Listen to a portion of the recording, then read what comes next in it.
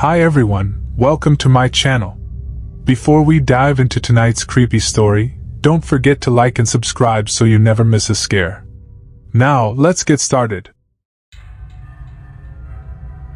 It was 1983, a humid summer night, when my dad and my Uncle Mike decided to go on one of their fishing trips off the coast of Maine. They loved those late-night excursions, especially when the sky was clear and the stars glittered like diamonds. The sea would stretch out, endless and calm, and they'd often talk about how small you feel out there, with nothing but miles of water beneath you. But this one wasn't like the others. I wasn't born yet, but I've heard the story more times than I can count. Even now, over 30 years later, my dad still goes quiet when someone brings it up. And Uncle Mike? He just shakes his head like he's trying to push the memory away. They set off in the late afternoon in Uncle Mike's small boat, the Wanderer, with a plan to stay out all night and return with the sunrise. The sea had been calm, and everything seemed perfect. The bait was ready, the gear was in order, and they even brought along a small cooler of sandwiches and a few beers. Dad said the first couple of hours were exactly what they expected, just the two of them, chatting and waiting for something to bite. The air had that salty, crisp feel to it, the kind that makes you think of freedom. By around midnight, the weather began to change. Clouds started rolling in, blocking out the stars and the moon. My dad recalls how quickly the atmosphere shifted. The sea became a darker, more sinister presence beneath them, no longer the calm, glassy expanse they had set out on. Before they knew it, they were enveloped in complete darkness. No moon, no stars, just the inky black sea and the soft slap of waves against the hull. A light rain began to fall, then heavier, until it was pouring, the kind of rain that soaks you to the bone in seconds. They decided to drop anchor and wait it out, hoping the storm would pass by morning. It was around 2 a.m. when things got really strange. The Wanderer's engine sputtered and died without warning. They were left drifting, entirely powerless, in the middle of the ocean. That was when they first heard it, a low humming noise. At first, my dad thought it was the wind, or maybe the sound of the rain hitting the water. But the longer they listened, the clearer it became. It wasn't natural. The hum was distant at first, barely audible over the rain, but it grew louder, as if something, or someone, was approaching them. My dad said it wasn't like any engine he'd ever heard. It wasn't mechanical at all. It was eerie, almost melodic in a way, but also deeply unsettling, like it didn't belong there. Uncle Mike tried to radio for help, but the radio was dead. No lights, no engine, no communication, just the two of them sitting in the dark, rain pouring down, and that strange humming getting louder and louder. My dad lit a small lantern they kept on board, but it didn't help much. The light barely cut through the dense curtain of rain. Uncle Mike was getting anxious, pacing back and forth, muttering about how they needed to stay calm and wait for morning. But Dad, he was focused on the sound. He said it was hypnotic, pulling at something deep inside, like a strange pull from the ocean itself. Hours passed, and the humming seemed to circle them, never coming too close but never fading either. They couldn't tell what direction it was coming from or what could be causing it. And the strangest part? It didn't seem to be tied to the storm. The rain would change, the wind would shift, but that humming stayed constant, like it was independent of everything around them. They tried to sleep in shifts, but neither of them could really rest. Every time one of them closed their eyes, they swore the humming got louder, like it was creeping closer. The tension was suffocating, and my dad admitted there was a moment when he thought something might crawl out of the sea and pull them under. But nothing happened, at least not yet. By the time the sky began to lighten, the storm had started to pass. The rain was easing up, and the wind had died down. But the humming? It was still there, softer now, fading into the background, but unmistakable. They hoped once the sun came up, they'd be able to see whatever it was and finally get an answer. That was when they noticed the other boat. It had drifted toward them during the night, though either of them had seen it or heard it approach. It was an old fishing boat, smaller than the Wanderer, maybe 20 or 25 feet long. There was no movement on board, no lights, nothing to suggest anyone was still on it. It was just floating there, eerily still, not too far from where they were anchored. Uncle Mike immediately wanted to check it out, thinking maybe someone needed help. My dad wasn't so sure. He said the whole thing felt wrong, but Mike wasn't the type to leave something like that alone. So he grabbed a rope, tied it around his waist, and told my dad to keep hold of the other end while he swam over to the boat. As Uncle Mike swam across, the humming finally faded into nothingness. The rain had stopped completely by then, leaving everything in a strange, heavy silence. Dad watched as Mike hoisted himself up onto the other boat, disappearing from view as he climbed inside the cabin. That's when things took a darker turn. Dad stood there for what felt like hours, waiting for Uncle Mike to return. The sun had just begun to peek over the horizon, casting an eerie gray light over the water.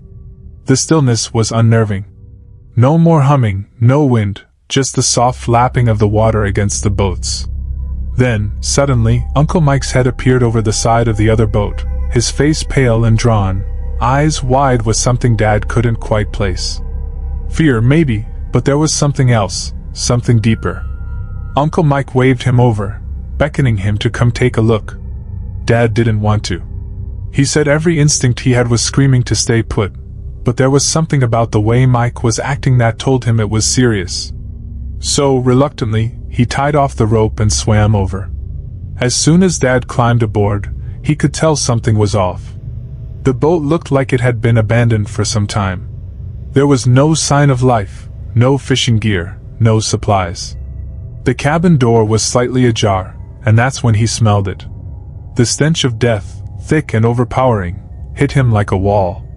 Uncle Mike stood just outside the cabin, his face ashen, staring at the floor inside. Dad stepped closer, his heart pounding in his chest. When he finally peered into the cabin, he saw it. Hanging from the ceiling by a thick, frayed rope was a man, his body swaying gently with the motion of the boat. He was dressed in an old, tattered raincoat, and his skin had a sickly blue hue, like he'd been dead for days. His eyes were wide open, staring blankly ahead, as if frozen in terror. The worst part, Dad said, wasn't the sight of the body itself, but the expression on the man's face. It was twisted in such a way that it looked like he had seen something horrifying just before he died, something so terrible that it had frozen him in that moment of pure fear. Uncle Mike whispered something about needing to call the Coast Guard, but their radio was still dead. They had no choice but to wait, trapped there with the body of this man who had seemingly appeared out of nowhere. The rest of the day passed in a haze. The sight of that hanging man, it stuck with them. My dad said it was like time stopped. The swaying of the boat, the gentle rocking of the body, and that expression of sheer terror, it all felt wrong. Deeply wrong.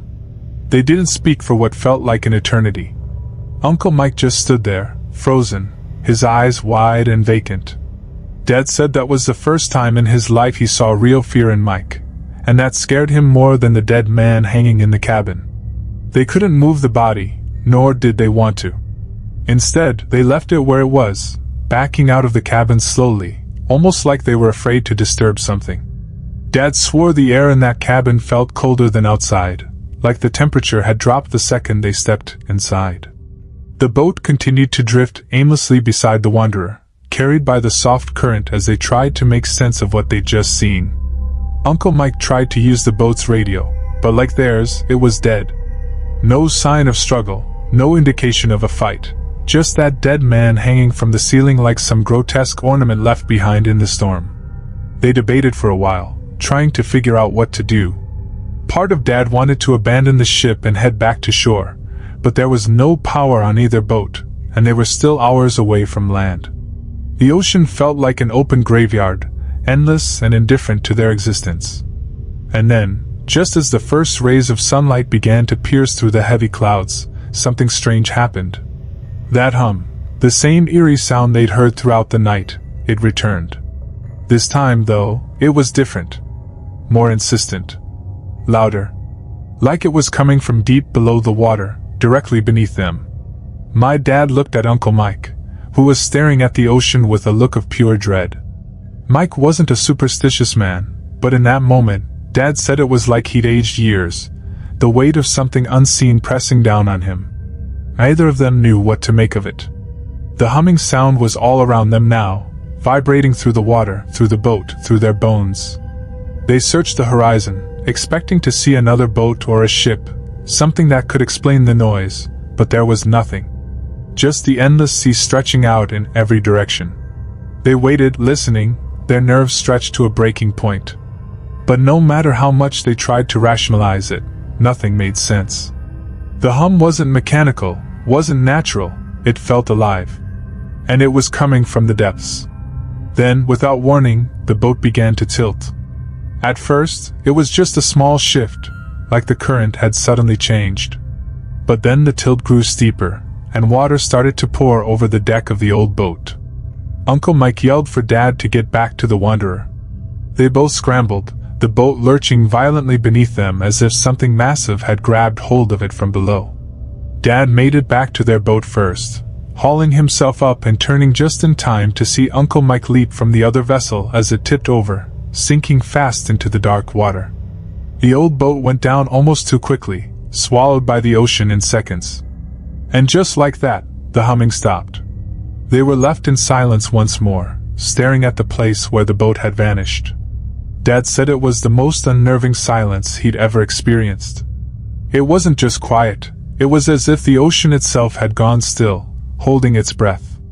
Even the waves seemed to flatten out, like the sea was watching them, waiting.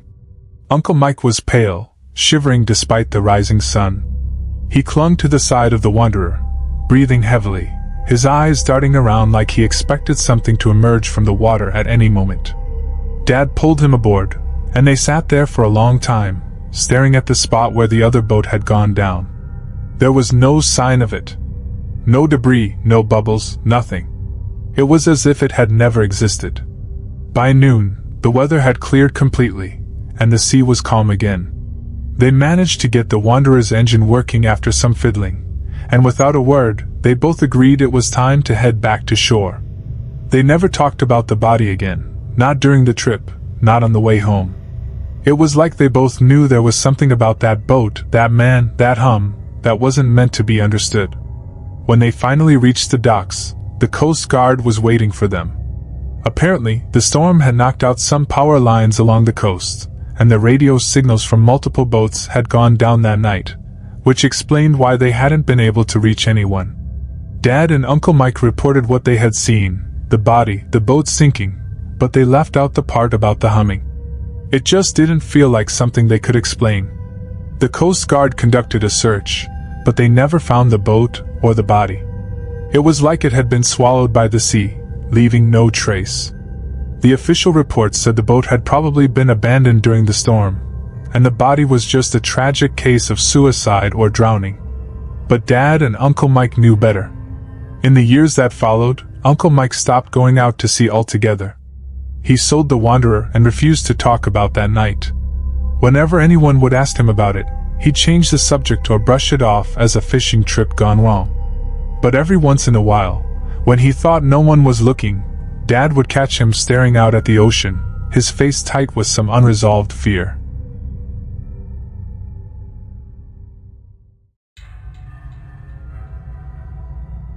Growing up in Florida, our house wasn't like the typical suburban home surrounded by neat lawns and white picket fences.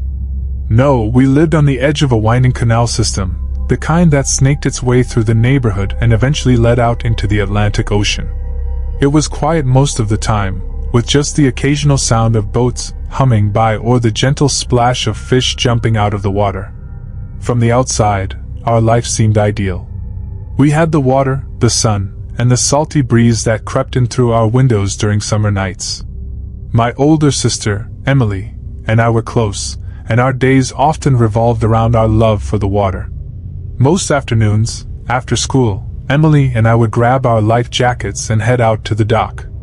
We had a small jet ski, a bright red one that my dad had surprised us with on my 16th birthday. It wasn't much, but it gave us the freedom to explore the bay, feeling the wind in our hair and the rush of water beneath us. There was something exhilarating about it, just the two of us, skimming over the surface of the water, with the horizon stretching endlessly ahead. That day, like any other, we were out on the bay. The sun was high, casting glimmers of gold over the water, and everything seemed perfect. Emily was driving, and I was holding on tight behind her, the thrill of speed making my heart race. We zipped past a few boats, exchanged casual waves with fellow riders, and after a while, decided to slow down, letting the jet ski idle as we caught our breath. That's when I noticed him. It was a small boat, nothing fancy. It looked a bit worn, like it had seen too many summers without proper care. At first, I didn't think much of it. Boats were common in these parts, after all. But as the man steered closer, something about him set off a quiet alarm in my head. He was older, probably in his 60s, with a sun-weathered face and thinning gray hair. He was wearing a white tank top that clung to his skin, drenched in sweat. There was something unsettling about the way he smiled, too wide, too forced, as if he was trying too hard to appear friendly. "Hey there, ladies," he called out, his voice scratchy, like he hadn't spoken to anyone in a while. "Beautiful day, isn't it?" Emily glanced at me before nodding politely. "Yeah, it is." The man edged his boat closer, the engine coughing as it struggled to idle smoothly. He leaned over the side, squinting at us as if trying to get a better look. "You girls come out here often?" Emily tightened her grip on the handles of the jet ski, a clear signal that she wasn't interested in chatting. "Sometimes," she said, her tone sharp but still polite. The man chuckled, though it didn't reach his eyes. "I've got a house not too far from here. Big place, right on the water. You two should come by sometime. I've got a pool out back. It's private, real quiet." There was a heaviness to his words, something that made my stomach knot with discomfort. His gaze lingered on us a little too long, especially on Emily. I felt her tense in front of me, and I knew she felt it too. We didn't know this man, and his invitation felt wrong. "We're good, thanks," Emily said, her voice firmer this time. The man's smile faltered for a split second, his eyes narrowing just slightly. But then, just as quickly, the wide grin was back. "Suit yourselves. But if you change your mind, you know where to find me." With that, he revved the engine of his boat, giving us one last look before turning and heading off down the bay, disappearing around a bend. We sat there for a moment, neither of us saying anything. The water lapped gently against the jet ski, and the wind seemed to carry a strange chill now, despite the warmth of the afternoon sun. "That was weird," I muttered, finally breaking the silence. "Yeah," Emily agreed, her voice tight. "Let's head back." The ride home felt different, tenser. I kept glancing over my shoulder, half expecting to see that old man's boat following us. But the water remained quiet, and by the time we reached the canal that led back to our house, I was starting to convince myself that maybe we were overreacting. People were strange sometimes. Maybe he was just lonely, awkward. But deep down, I couldn't shake the feeling that there was something more to it. We pulled up to our dock, and as I hopped off the jet ski, I couldn't help but glance down the canal. It was empty. The man was nowhere to be seen, and the setting sun bathed the water in a soft orange glow. But then, as we were tying up the jet ski, I heard it, the low hum of a boat engine, faint but growing louder. My heart sank. Emily noticed it too, and we both turned to look. There, slowly making its way up the canal, was the old man's boat. He wasn't going fast, just cruising along as if he had all the time in the world. But the way he was moving, the way his eyes were fixed on our house as he passed by, sent a shiver down my spine. Emily stepped forward, her face hardening. "Can I help you?" she called out, her voice loud and clear. The man didn't stop. He didn't even acknowledge her. He just smiled that same unsettling smile and kept on going, his boat gliding past our dock until he disappeared around the next bend, the sound of his engine fading into the distance.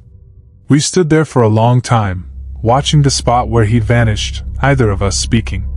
The sun had dipped below the horizon now, and the first hints of night were creeping in. "Come on," Emily finally said, grabbing my arm. "Let's go inside."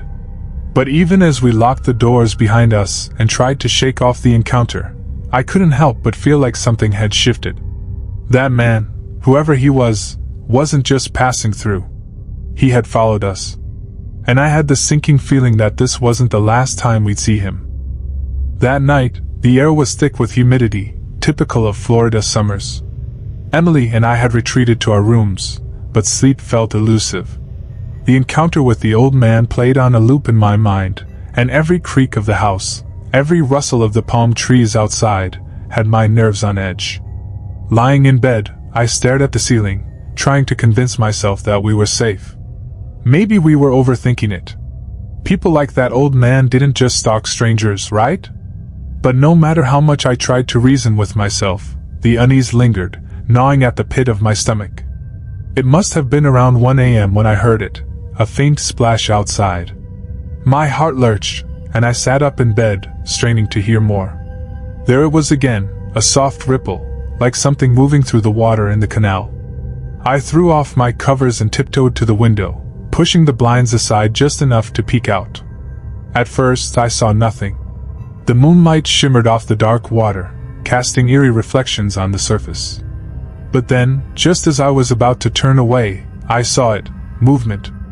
A shadow darting near the far end of the dock, too quick to make out clearly but unmistakably human. My breath caught in my throat, and I backed away from the window, my heart racing. Was it him? Was the old man really here, creeping around our house in the dead of night? I hesitated for a moment, unsure of what to do. My first instinct was to wake Emily, but I didn't want to panic her unless I was sure.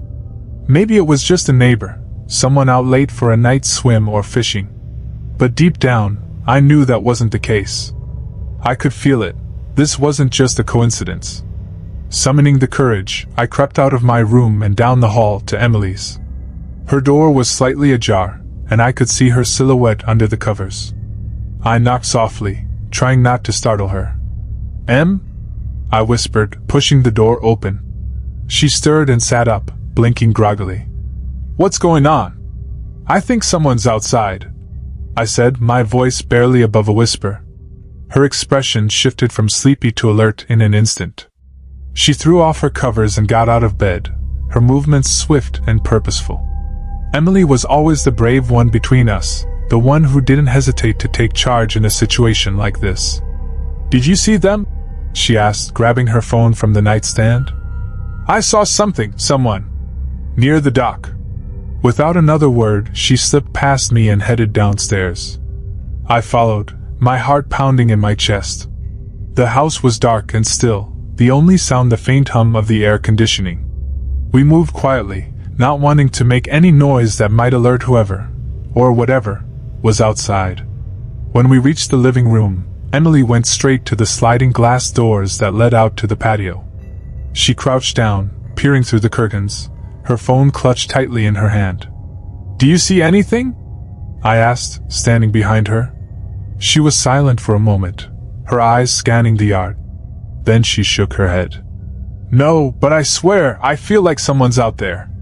I shivered, hugging myself as the weight of her words sank in. There was no denying it now, something was wrong. We weren't just being paranoid. "Maybe we should wake Dad," I suggested, but even as I said it, I knew it wouldn't make me feel any better. Our dad was a light sleeper, but he wouldn't believe us without seeing something for himself. "Let's check outside first," Emily said, her voice calm but firm. "If someone's out there, we need to know." Before I could protest, she unlocked the sliding door and eased it open just enough to step through. I followed close behind, every nerve in my body on high alert. The night was thick with the smell of salt water and the sound of crickets chirping, but other than that, it was eerily quiet. Emily flicked on the patio light, casting a dim glow over the yard. For a moment, everything seemed normal. The dock was empty, the water still. But just as I started to relax, there was a splash, a loud one this time, coming from the canal. We both turned toward the sound, and my blood ran cold. There, standing at the edge of the dock, was a figure.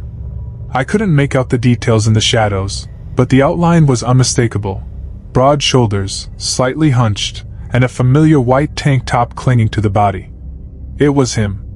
the old man from the boat. He didn't move, didn't say anything. He just stood there, staring at us. The moonlight reflected off the water behind him, casting his face in partial darkness, but I could see the glint of his eyes, watching us intently. For a moment, none of us moved. Time seemed to stretch on indefinitely, the air thick with tension. My heart was pounding so loud I was sure he could hear it. "What do you want?" Emily finally shouted, her voice cutting through the silence. The old man tilted his head slightly, his gaze never leaving us. And then, without a word, he turned and dove into the canal.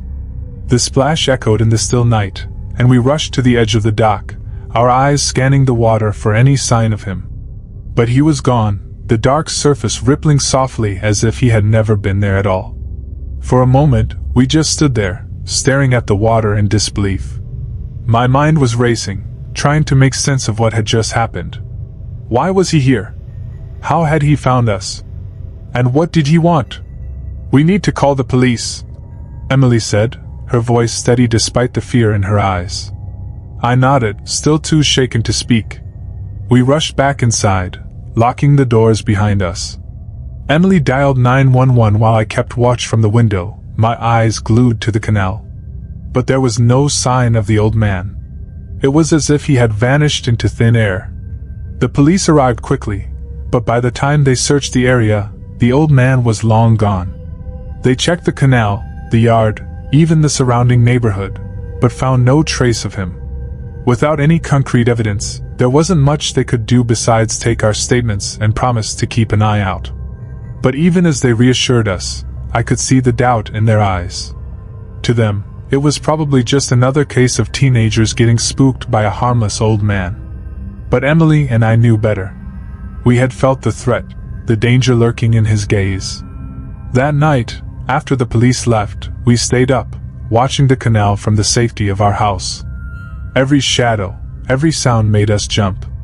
We never saw the old man again that night, but the fear remained, a heavy presence in the dark corners of our minds. From that night on, everything changed. We stopped going out on the jet ski as much, and when we did, we were constantly looking over our shoulders, scanning the water for any sign of that man or his boat. We never saw him again, but the memory of that night lingered, haunting us in ways we couldn't explain. Sometimes, late at night, I still hear splashes outside my window. And every time, I wonder if it's him, watching, waiting, just out of sight.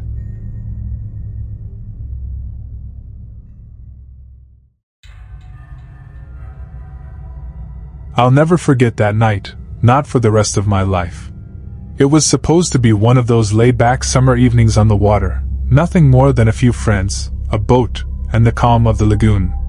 But what we experienced, it still gives me chills whenever I think about it. You know how they say that sometimes, the most peaceful places hold the darkest secrets. I never believed it until then. So, it all started with Chris.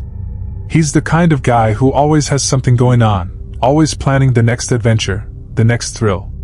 Chris had just gotten his new boat, a 27-foot center console, and he was itching to take it out for a night cruise. It was one of those late August evenings, warm but not too humid, and the water was as calm as glass. Perfect for a ride out into the bay. There were 5 of us in total, me, Chris, Sarah, Mike, and Tina. We had known each other for years, and trips like this were a summer tradition. Nothing fancy, just a few beers, good company, and the sound of the water slapping against the hull. We set off from the marina just before sunset. Chris, always the responsible one, made sure we had all our gear, life jackets, emergency flares, the works. I remember laughing at him for being so cautious. "Chris, it's a calm night," I said. "What's the worst that could happen?" Famous last words, right? We cruised down the river, the golden light of the setting sun reflecting off the water, making everything seem almost unreal, like we were drifting through some kind of dream. After about an hour, we pulled up to this little riverside restaurant we all liked. You know the kind of place, wooden deck, string lights, the smell of fried seafood in the air. We grabbed a table, had a few drinks, ate too much, and just enjoyed the night. The stars were starting to come out by the time we decided to head back. It was Chris who suggested we swing by the old lighthouse on our way home. The place had been abandoned for years, just sitting out there on this tiny island, isolated and forgotten. I had never been out to the lighthouse at night, but it seemed like a fun idea at the time. Sarah and Tina were a little hesitant. "That place gives me the creeps," Tina said, and I remember laughing it off. None of us believed in ghosts or whatever, and Chris was always up for an adventure, so we headed out. As we approached the lighthouse, the atmosphere shifted.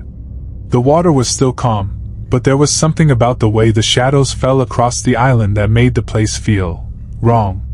It was almost too quiet, like even the birds didn't want to go near it. The lighthouse itself loomed in the distance, a black silhouette against the starry sky, its once powerful beam long since extinguished. We dropped anchor a little ways off the shore, close enough to get a good view but far enough that we didn't want to actually step foot on the island. I don't think any of us admitted it, but we were all a little spooked. We were just floating there, letting the boat drift a bit, talking quietly, when I heard it. A scream. It wasn't loud at first, more like a distant cry, but it was unmistakable, the voice of a woman, desperate, terrified. I froze, and I could see the others had heard it too. Sarah's face went pale, and Chris immediately grabbed the boat's spotlight, sweeping it across the shore. "Did you guys hear that?" I asked, my voice barely above a whisper. "It sounded like someone's in trouble," Sarah muttered, clutching Mike's arm. Chris was already on edge, his hand gripping the boat's wheel tighter. We listened for what felt like an eternity, our eyes glued to the dark silhouette of the island. And then, it came again, clearer this time, a voice, shaking and ragged, shouting, "Help me! Please! Someone, help me!" It was coming from the island. Now, here's the thing. That island's tiny. There's the lighthouse, a few patches of scrubby bushes, and that's about it. No houses, no docks, nothing. So, what the hell was a woman doing out there in the middle of the night? Chris didn't waste any time. "We need to check it out," he said, starting up the motor and moving us closer to the island. "What if she's hurt?" I'll admit, my gut was telling me to stay on the boat, to let the authorities handle it. But Chris was already moving, and no way was I going to be the one to back out. We beached the boat on the narrow strip of sand, grabbed our flashlights, and stepped onto the island. The lighthouse towered over us, its broken windows like empty eyes watching our every move. The air was thick with tension. I could hear my own heartbeat in my ears as we started walking inland, the beam of Chris's flashlight cutting through the darkness. "Hello?" Chris called out. "Where are you?" There was no answer. We fanned out a little, sweeping our lights through the bushes and along the rocks. I couldn't shake the feeling that we were being watched. My skin crawled with the kind of dread you can't explain, a deep, primal fear that I hadn't felt since I was a kid. Every shadow seemed to move, every rustle of leaves sounded like footsteps.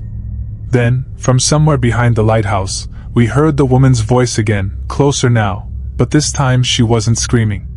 She was speaking in a panicked whisper, almost like she was trying not to be heard by someone, or something. "He's watching me. Please, he's coming." We all froze. Sarah grabbed my arm so tightly that her nails dug into my skin. "What the hell is going on?" Mike muttered, his voice shaking. Chris was already moving again, leading us around the lighthouse to the back side of the island. "Come on," he urged. "We're close." But when we got there, nothing. No woman. No signs of anyone. Just the wind and the water lapping against the rocks. Chris shone his flashlight around, frustration growing on his face. "She has to be here. I heard her. We all heard her." And that's when we heard it again, the unmistakable sound of a boat engine starting up, somewhere out in the fog. We turned, our flashlights sweeping across the water. But there was nothing. No boat, no lights. Just the sound, slowly fading into the night. I'll pick up from where I left off because that night didn't end there. If only it had. We stood there, all 5 of us, staring out into the pitch-black waters where we had just heard the engine. There was nothing visible, no outline of a boat, No distant lights to suggest anyone had been there. The sound of that motor, though, it had been so clear, so real. Yet the eerie silence that followed was more unsettling than anything I had ever experienced. I think Chris was the first to break the silence, his voice barely more than a whisper. "Did anyone see anything?" He swung his flashlight across the water one last time, but it caught nothing but the shimmer of moonlight on the surface. "No," Tina murmured, her voice quivering. "But we all heard it, right? It couldn't just disappear." Mike shook his head. "It had to have been out there. Maybe they turned off their lights, maybe they're hiding."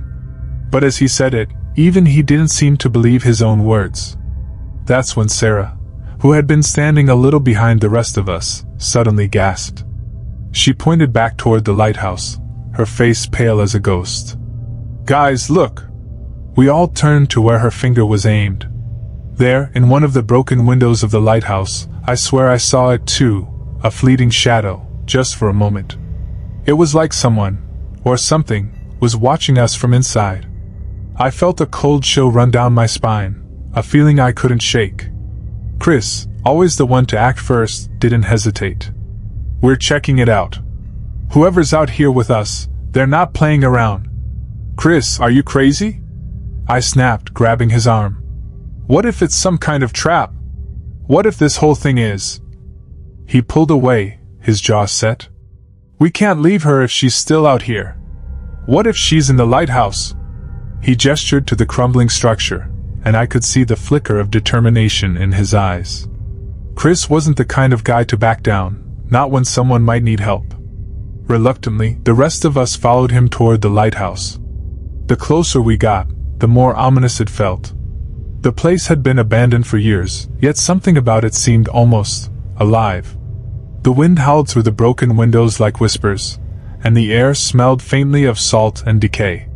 We reached the door, which hung loosely on its rusted hinges, swaying slightly in the breeze.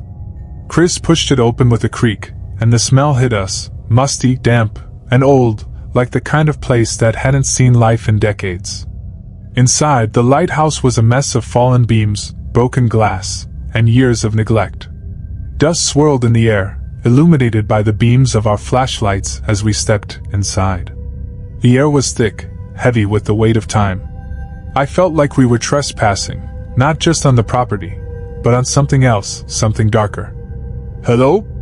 Chris called out again, his voice echoing off the walls. There was no response. We split up, each of us taking a different part of the room. Chris led the way up the spiral staircase, its metal steps creaking ominously beneath his feet. Sarah and Tina stayed close together, their flashlights darting nervously across the walls, while Mike and I stuck close to Chris. Every step we took seemed to amplify the silence, the only sound being the wind outside and the occasional clink of metal as our flashlights tapped against the banister. As we climbed higher, I started to get this strange feeling. It wasn't just fear anymore. It was something more primal, like we weren't alone. I kept looking over my shoulder, half expecting to see something lurking in the shadows behind us. But there was nothing, just that oppressive, suffocating darkness that seemed to swallow everything. When we reached the top, the view was, well, breathtaking under normal circumstances. From up there, you could see the entire bay, stretching out in every direction, the stars twinkling above and reflecting off the water below. But none of us were in the mood to admire the scenery. We were looking for the woman, the voice, the shadow we had seen in the window. Chris moved to the edge of the platform, shining his light over the railings. "There's no one here," he muttered, sounding almost defeated. "I don't get it." I walked to the other side, scanning the island below. "Maybe we missed something," I said, trying to stay logical. "Or maybe she's hiding somewhere else." But before I could finish my thought, Tina screamed from behind me. We spun around, our flashlights instantly focusing on her. She was standing at the entrance to one of the side rooms, her face white as a sheet. "Tina, what is it?" Sarah ran to her side, but Tina just pointed, her hand trembling. We rushed over, our flashlights darting into the room. And that's when we saw it. Scrawled on the wall, written in what looked like a rusty brown color, blood maybe, was a single word: leave. It wasn't just the word itself that made my stomach drop. It was the feeling that came with it. It was like whoever, or whatever, had written it wasn't asking us to leave. It was commanding us. We all stared at it in stunned silence, our minds racing with questions. Chris finally broke the silence. "We need to go. Now." His voice was steady, but I could see the fear in his eyes. We didn't argue. In an unspoken agreement, we hurried back down the stairs, our footsteps loud and hurried in the empty lighthouse. None of us looked back as we crossed the threshold and bolted toward the boat. But just as we reached the shore, we heard it again, the same scream, echoing across the water. This time, though, it was louder, more desperate, and followed by the unmistakable sound of footsteps, heavy, quick, coming from behind us. We didn't stop to figure out what was happening. Chris started the boat, and we all jumped in, adrenaline pumping as we sped away from the island. As we left, I looked back one last time. The lighthouse stood silent and dark, but I swear I saw a figure, just for a second, standing at the edge of the island, watching us as we disappeared into the night. We made it back to the marina without saying a word, all of us too shaken to speak. Once we docked, Chris immediately called the local authorities, reporting what we had heard and seen. They sent out a search boat, scouring the island and the surrounding waters for hours. But they found nothing. No woman. No boat. Not even any footprints or signs that anyone had been there. The next morning, we checked the news, expecting to hear something about the incident, maybe a missing person or some kind of explanation. But there was nothing. No reports of anyone in distress. No mention of strange occurrences near the lighthouse. And to this day, we still don't know what happened out there. None of us talk about it anymore, not really. But sometimes, late at night when I'm lying in bed, I'll hear that scream in my head, clear as day. And I'll wonder, who, or what, was watching us that night? And why did it want us gone?